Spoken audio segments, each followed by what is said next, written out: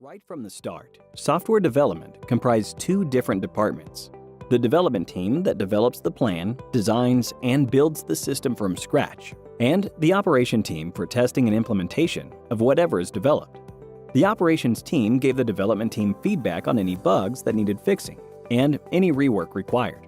Invariably, the development team would be idle awaiting feedback from the operations team. This undoubtedly extended timelines and delayed the entire software development cycle. There would be instances where the development team moves on to the next project, while the operations team continues to provide feedback for the previous code. This meant weeks or even months for the project to be closed and final code to be developed. Now, what if the two departments came together and worked in collaboration with each other? What if the wall of confusion was broken? And this is called the DevOps approach. The DevOps symbol resembles an infinity sign, suggesting that it is a continuous process of improving efficiency and constant activity. The DevOps approach makes companies adapt faster to updates and development changes. The teams can now deliver quickly, and the deployments are more consistent and smooth. Though there may be communication challenges, DevOps manages a streamlined flow between the teams and makes the software development process successful.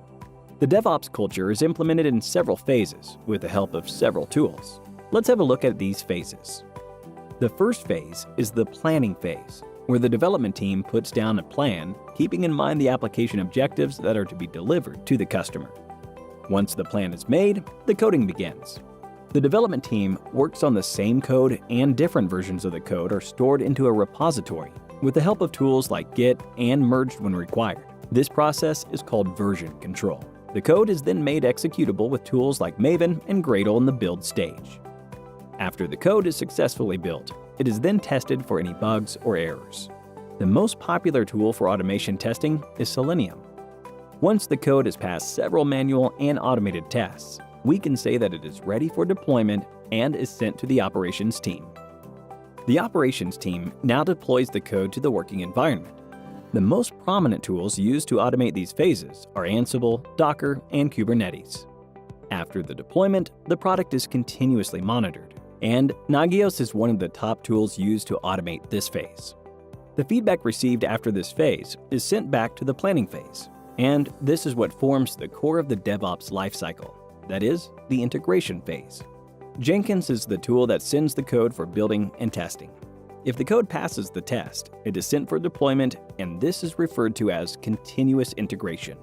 There are many tech giants and organizations that have opted for the DevOps approach. For example, Amazon, Netflix, Walmart, Facebook, and Adobe. Netflix introduced its online streaming service in 2007.